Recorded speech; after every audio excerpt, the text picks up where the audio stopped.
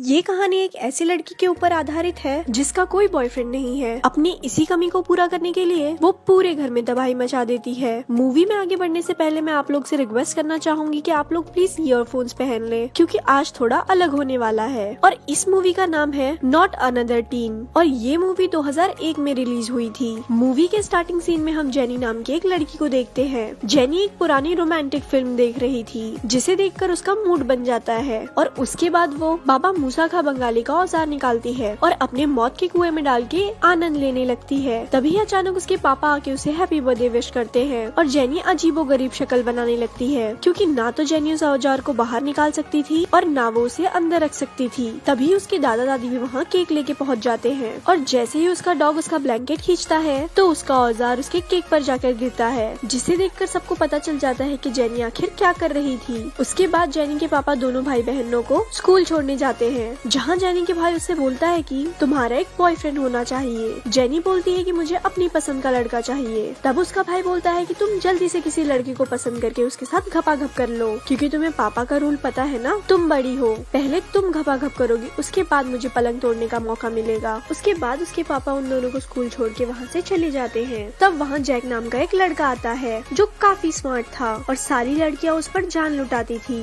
थोड़ी देर के बाद जेनी के पास एक रिकी नाम का लड़का आता है जो जेनी को बर्थडे गिफ्ट देके उसे इनडायरेक्टली बोलता है कि मैं तुमसे बहुत प्यार करता हूँ और मुझे तुम्हारी लेनी है, पर जेनी उसे इग्नोर कर आगे बढ़ जाती है। इधर जेनी का भाई अपने दोस्तों से बोलता है कि बस अब बहुत हुआ और अब मुझे किसी लड़की के साथ घपाघप करना है और मुझे अपनी वजनिटी लूज करनी है। तभी वो सामने एक अमेंडा नाम की लड़की को देखता है जो उसे अपने लिए परफेक्ट लगती है। इधर जैक अपने दोस्तों के साथ एंजॉय कर रहा था। तभी उधर कैथरीन नाम की लड़की आके उसके साथ आंख मटक्का करने लगती है, पर जैक किसी तरह अपनी इज्जत बचाता है। दरअसल जैक की ऑलरेडी ब्रिस्ला नाम की गर्लफ्रेंड है जो उसे बाहर किसी इंपॉर्टेंट काम से जल्दी से बुलाती है। ब्रिस्ला जैक को बुला के उससे बोलती है कि मैं तुमसे ब्रेकअप कर रही हूँ क्योंकि मुझे तुमसे अच्छा कोई और मिल गया है। जैक शॉक हो जाता है कि ब्रिस्ला मेरे जैसे स्मार्ट लड़के को कैसे छोड़ सकती है जिसपे लाखों लड़कियां जान लुटाती है। इधर जेनी ड्राइंग रूम में ड्राइंग कर रही थी, लेकिन ड्राइंग में बार बार मिस्टेक होने की वजह से वो ड्राइंग की माँ बहन एक करने लगती है। बाहर निकलने के बाद जैक और उसके फ्रेंड ब्रिस्ला को किसी और लड़के के साथ देखते हैं।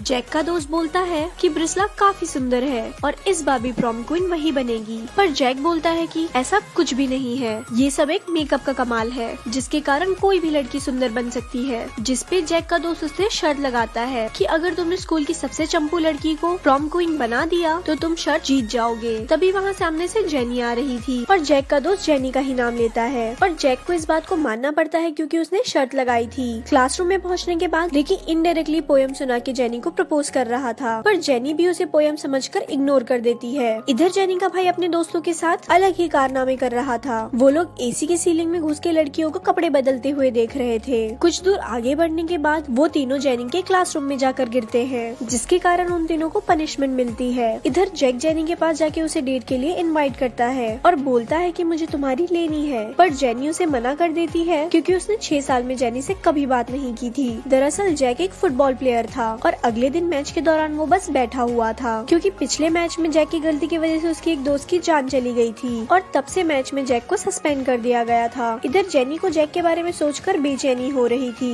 और वो अपने पापा से इस बारे में एडवाइस लेती है, जहाँ उसके पापा बोलते हैं कि तुम्हें उसके साथ डेट पर जाना चाहिए था और यही हाल जैक के घर पे भी था। इधर जैक के पापा जैक से बोलते हैं कि बेटा हमें पता है कि तुम्हें गर्लफ्रेंड की जरूरत है और रिसेंटली तुम्हारा ब्रेकअप हुआ है। जिसके बाद जैक अपनी बहन के पास जाके लड़की पटाने की निंजा टेक्निक सीखता है, पर उसकी बहन उसका ही मजाक उड़ा देती है, जिस पर जैक उससे बोलता है कि तुम मेरी बहन हो। कैथरीन बोलती है कि मुझे इससे कोई फर्क नहीं पड़ता। अगले दिन जेनी के भाई को कुछ लोग कपड़ों की तरह धो रहे थे। जैक उसे बचाने के लिए जाता है, पर जेनी का भाई उसे ही मारने लगता है, जिसके बाद जैक उसकी अच्छे से सफाई करता है और तभी वहाँ जेनी भी आ जाती है। पार्क में जैक गाना गा के जेनी को इम्प्रेस करने की कोशिश करता है, पर उसके गाने के लिरिक्स के हिसाब से लगता है कि जैसे जेनी के पास कोई गन है और जैक सबको वार्न कर रहा है, जिसके कारण पुलिस जेनी को पकड़ लेती है। पर बाद में जेनी छूट के जैक के घर जाती है और वो जैक से बोलती है कि तुम मेरा पीछा करना छोड़ दो, जिस पर जैक उसे अपना काला नाक दिखाता है, पर जेनी उसके काले नाक को इग्नोर करके वहाँ से चली जाती है। उसके बाद जैक अपनी बहन कैथरीन के साथ जेनी के घर जाता है उसे पार्टी में लाने के लिए, जहाँ कैथरीन जेनी को कमरे में ले जाके उसे अकेले में तैयार करती है। आफ्टर सम टाइम जेनी को देख के जैक सोच में पड़ जाता है क्योंकि वो बहुत सुंदर लग रही थी और वो स्लो मोशन में नीचे आ रही थी। लेकिन देखते ही देखते उसका स्लो मोशन फास्ट मोशन में बदल जाता है। उसके बाद पार्टी में सब लोग जेनी को ही देख रहे थे क्योंकि वो बहुत ही ज्यादा खूबसूरत लग रही थी। थोड़ी देर में ड्रिंक करने के बाद जेनी नशे के हालत में ड्रामेबाजी करने लगती है और तभी जैक की XGF आके वहाँ जेनी की झंड कर देती है और जेनी वहाँ से चली जाती है। रात में जैक जेनी के घर जाके उसे अपनी फैमिली के बारे में बात करने लगता है। बातों ही बातों में वो दोनों लव लपाटा करने वाले थे, लेकिन किस करने से पहले वो दोनों अनकंफर्टेबल हो जाते हैं। जैकब सच में जेनी को लाइक करने लगा था और वो वहाँ से चला जाता है। अगले दिन स्कूल में ब्रिस्ला फिर से जेनी की झंड करने लगती है, लेकिन इस बार जेनी को घंटा कोई फर्क नहीं पड़ता। उसके बाद जैक का दोस्त उसे याद दिलाता है कि तुमने मेरे साथ कोई शर्त लगाई थी और इसी वजह से जैक जेनी को मैच के लिए अगले दिन इनवाइट करता है। जेनी भी काफी एक्साइटेड होती है और वो आने के लिए हाँ कर देती है। अगले दिन फिर से मैच हो रहा था, लेकिन जैक साइड में शांत बैठा हुआ था क्योंकि वो सस्पेंड था। लेकिन तभी जैक की टीम हारने वाली थी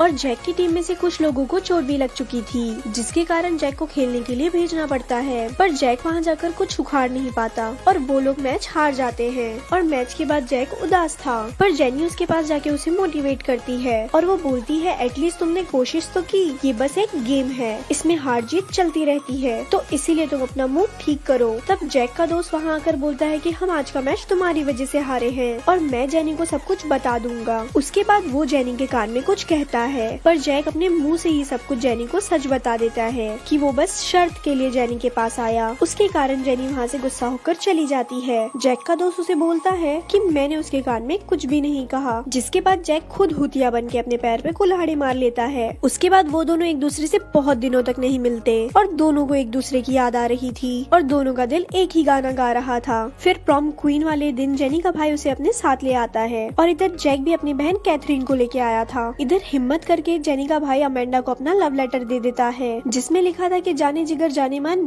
तुझको है मेरी कसम, तू जो मुझे ना मिली मर जाऊंगा मैं सनम। उसके बाद अमेंडा भी उसका गाना समझ जाती है और दोनों पलंग तोड़ने जाते हैं। इधर जेनी और जैक का दोस्त दोनों एक साथ डांस कर रहे थे और जैक अपनी बहन के साथ डांस कर रहा था। तभी कैथरीन जैक को किस करने लगती है और जेनी को ये सारी बातें बुरी लगती है, जिसके कारण वो वहाँ से चली जाती है। तभी वहाँ का प्रोफेसर प्रॉम क्वीन और किंग का अनाउंसमेंट करता है, जिसमें किंग जैक था और प्रोफेसर बोलता है कि इस बार प्रॉम क्वीन 2 लड़कियां बनी है। ब्रिस्ला सोचती है कि ये मेरा और जेनी का नाम है, पर वो दोनों कोई और लड़की थी। उसके बाद जैक जेनी को ढूंढने के लिए जाता है, जहाँ बैटर बताता है जेनी तुम्हारे दोस्त के साथ घपाघप करने गई है। तभी रास्ते में उसे रिकी मिलता है और वो बोलता है कि मैं भी जेनी से प्यार करता हूँ और दोनों होटल रूम के पास पहुँचते हैं, जहाँ उन्हें घपाघप की आवाजें सुनाई देती है। अंदर जाने पे उन्हें पता चलता है कि उसका दोस्त जेनी के साथ नहीं ब्रिस्ला के साथ घपाघप कर रहा था और ब्रिस्ला का बॉयफ्रेंड वीडियो बना रहा था। तब जैक उसे घर ढूंढने के लिए जाता है, जहाँ उसके पापा बोलते हैं कि जेनी आर्ट डिजाइन के लिए पेरिस के लिए फ्लाइट पकड़ने गई है। जैक जल्दी से एयरपोर्ट पहुँचता है और जेनी को एक फुटबॉल फेंक के मारता है, जिसके कारण वो रुक जाती है और जैक उसे अपने दिल की सारी बातें बता देता है, जिसे सुन के जेनी पेरिस जाना कैंसिल कर देती है। ये दोनों वहाँ आपस में किस करने लगते हैं और ये मूवी यही खत्म हो जाती है। ऐसी और स्टोरी सुनने के लिए हमारे पेज को लाइक करें।